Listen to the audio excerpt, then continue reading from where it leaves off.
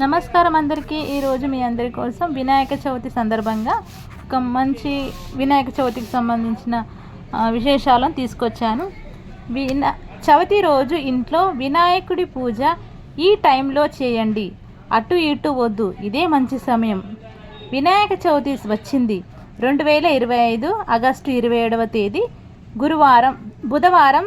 దేశం మొత్తం గణేష బప్ప మోరియా అంటూ వినాయకుడి పూజ చేస్తారు. కాకపోతే ఇక్కడ అందరికీ ఓ డౌట్ వస్తుంది. ఆగస్టు 26వ తేదీ మధ్యాహ్నం నుంచి ఆగస్టు 27వ తేదీ మధ్యాహ్నం వరకు చవితి తిథి ఉంది. 27వ తేదీ పండగ రోజు చేసుకుంటున్నా ఏ సమయంలో పూజ చేయాలి, మంచి కాలం ఏంటి అనే సందేహాలు చాలా ఉన్నాయి. దీనికి పండితులు చెబుతున్న వివరాలు ఎలా ఉన్నాయో తెలుసుకుందాం. చవితి తిథి ప్రారంభం సమయం ఆగస్టు 26వ తేదీ మధ్యాహ్నం 1:54 మొదలవుతుంది. చవితి తిథి ముగిసే సమయం ఆగస్టు 27వ తేదీ మధ్యాహ్నం 3:44 చవితి తేదీ ముగుస్తుంది. మీరు ఇంట్లో వినాయకుడి పూజను 2025 27వ తేదీ బుధవారం ఉదయం 11:06 నుంచి మధ్యాహ్నం 1:40 మధ్య పూజను కంప్లీట్ చేయండి. వినాయక చవితి ఆగస్టు 27 ఏ రాశి వారు ఏ మంత్రం చదవాలి అనే దాని గురించి తెలుసుకుందాం. పంచాంగ ప్రకారం వినాయకుడు ఈ సమయంలోనే జన్మించాడని చెబుతున్నారు. ఈ సమయంలో గణేష్ పూజకు ఇంట్లో చేసుకుంటే మంచి ఫలితం వస్తుంది చెబుతున్నారు పండితులు. ఉదయం 11 గంటల లోపు వినాయక పూజకు కావలసిన సామాగ్రి అంతా సిబ్బంది చేసుకొని వినాయకుడిని అలంకరించుకోవాలని సూచిస్తున్నారు. ఉదయం 11 గంటల తర్వాత పూజ ప్రారంభించాలని, మధ్యాహ్నం 1:40 లోపు పూర్తి చేసుకోవాలని సూచిస్తున్నారు. అయితే వినాయకుడి చవితి రోజు ఏ రాశి వారు ఏ మంత్రాలు చదవాలనే దాని గురించి ఇప్పుడు తెలియజేసుకుందాం. దేశవ్యాప్తంగా వినాయక సంబరాలు భక్తులు సిద్ధమవుతున్నారు. ఆ 9 రోజుల పాటు కొంతమంది నిష్ఠగా దీక్షతో పూజిస్తారు. జ్యోతిష్య నిపుణులు తెలిపిన వివరాల ప్రకారం ప్రతి రాశి వారు ఏడాది వారి జాతకంలో ఉండే గ్రహాలు చెడు ప్రభావం నుండి ఉపశమనం పొందేందుకు కొన్ని మంత్రాలను ఈ 9 రోజుల పాటు పఠించాలని పండితులు చెబుతున్నారు.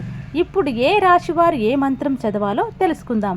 వినాయక చవితి గణేశుడు పుట్టిన తేదీ రోజు కూడా గణేష చతుర్థి ప్రతి సంవత్సరం భాద్రపద మాసం శుక్లపక్షం చవితి తిథి నాడు వస్తుంది. ఈ ఏడాది ఆగస్టు 27న ఈ పండుగను జరుపుకుంటున్నాం. 10 రోజుల పాటు జరుపుకునే ఈ పండుగకు దేశవ్యాప్తంగా జనాలు రెడీ అవుతున్నారు.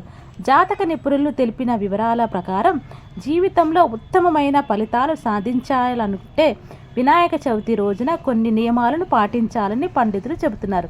ప్రతి రాశివారు వారి రాశిని అనుసరించి వినాయకుడి మంత్రాన్ని జపించడం ద్వారా మంచి ఫలితాలు పొందవచ్చు. మనం చేసే ప్రతి పనిలో ఆటంకాలు తొలగిపోవాలంటే గణేశుడి అనుగ్రహం అవసరమని పండితులు అంటున్నారు.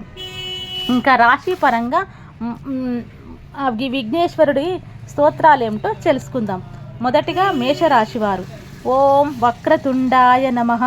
తర్వాత వృషభ రాశివారు ఓం గం గణపతియే నమః. తర్వాత మిథున రాశివారు ఓం ఏకదష్టాయ నమః.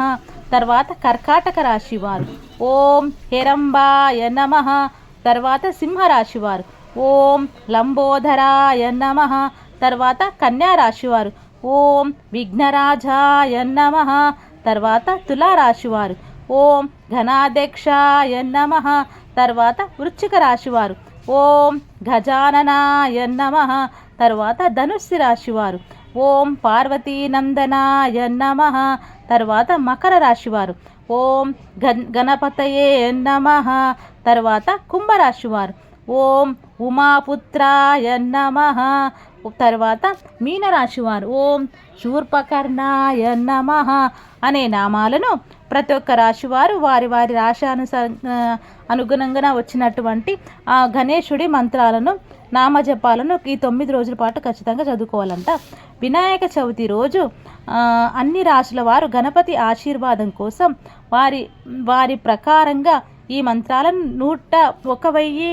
1116 సార్లు పఠించాలి. నవరాత్రి ఉత్సవాల్లో మిగతా రోజుల్లో 108 సార్లు పఠించాలి. ఈ విధంగా చేయటం వల్ల వారి జీవితాల్లోని కష్టాలు తొలగిపోయి సుఖశాంతులు లభిస్తాయి.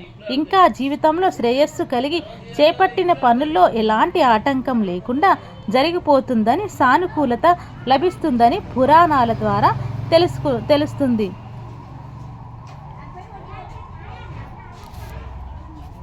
ఇదండి ఇప్పుడు వినాయక చవితి సందర్భంగా మేషాది రాశుల నుండి 12 రాశుల వారు ఎలాంటి మంత్రాలను ఈ నవరాత్రిలో చదవాలనే దాని గురించి ఇప్పుడు మీకు క్లుప్తంగా తెలియజేయడం జరిగింది.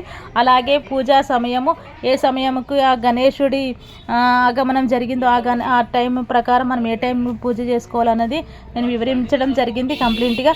మీకు కనుక నా వీడియో కనుక నచ్చినట్టయితే లైక్ చేయండి, షేర్ చేయండి, కామెంట్ చేయడం మర్చిపోకండి. మీకు ఇంకా ఇలాంటి మంచి మంచి అప్డేట్స్ ఎప్పుడు మీ ముందుకు రావాలనుకుంటే please subscribe to my channel. Thank you so much. అందరికీ అడ్వాన్స్డ్గా వినాయక చవితి శుభాకాంక్షలు.